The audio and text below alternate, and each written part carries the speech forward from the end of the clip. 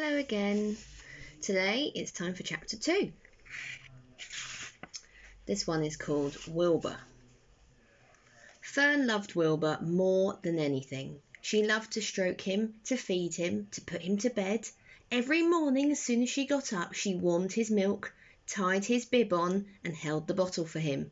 Every afternoon when the school bus stopped in front of her house, she jumped out and ran to the kitchen to fix another bottle for him. She fed him again at supper time and again just before going to bed. Mrs. Arable gave him a feeding around noontime every single day when Fern was away at school. Wilbur loved his milk, and he was never happier than when Fern was warming up a bottle for him. He would stand and gaze up at her with adoring eyes. For the first few days of life, Wilbur was allowed to live in a box near the stove in the kitchen. Then, when Mrs. Arable complained, he was moved to a bigger box in the woodshed. At 2 weeks of age, he was moved outdoors.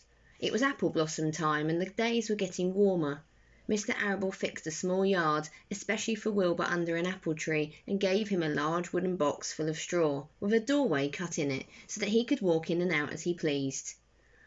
"Won't he be cold at night?" asked Fern. "No," said her father. "You watch and see what he does."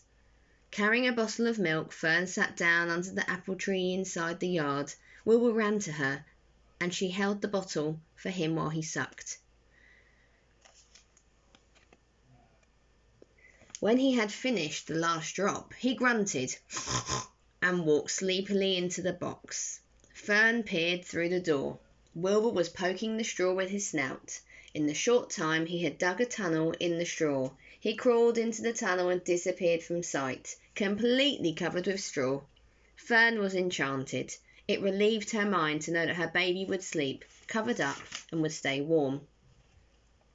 Every morning after breakfast, Wilbur walked out to the road with Fern and waited with her till the bus came. She waved goodbye, and he would stand and watch the bus until it vanished round a turn. When Fern was at school, Wilbur was shut up inside the yard, but as soon as she got home in the afternoon, she would take him out and he would follow her around the place. If she went into the house, Wilbur went too.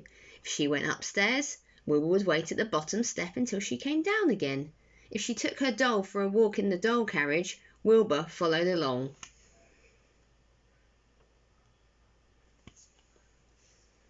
Sometimes on these journeys, Wilbur would get tired, and Fern would pick him up and put him in the carriage alongside the doll. He liked this, and if he was very tired, he would close his eyes and go to sleep under the doll's blanket. He looked cute when his eyes were closed, because his lashes were so long. The doll would close her eyes too, and Fern would wheel the carriage very slowly and smoothly, so not to wake her little infants.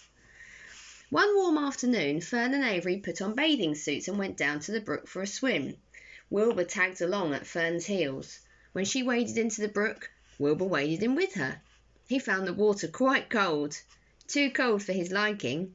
So while the children swam and played and splashed water at each other, Wilbur amused himself in the mud along the edge of the brook, where it was warm and moist and delightfully sticky and oozy. Every day was a happy day, and every night was peaceful.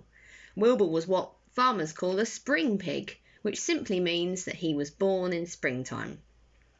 When he was 5 weeks old, Mr. Arable said he was now big enough to sell, and would have to be sold. Fern broke down and wept, but her father was firm about it.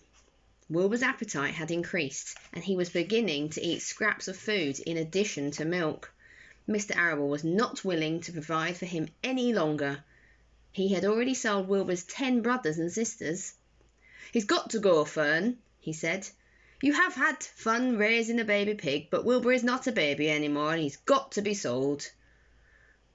"Call up the Zuckermans," suggested Mrs. Arable to Fern. "Your Uncle Homer sometimes raises a pig, and if Wilbur goes there to live, you can walk down the road and visit him as often as you like." "How much money should I ask for him?" Fern wanted to know. "Well," said her father, "he's a runt. Tell your Uncle Homer you've got a pig yourself for $6 and see what he says." It was soon arranged. Fern phoned and got her Aunt Edith, and her Aunt Edith hollered for Uncle Homer, and Uncle Homer came in from the barn and talked to Fern. When he heard that the price was only $6, he said he would buy the pig. So the next day, Wilbur was taken from his home under the apple tree, and he went to live in a pile of manure in the cellar of Zuckerman's barn.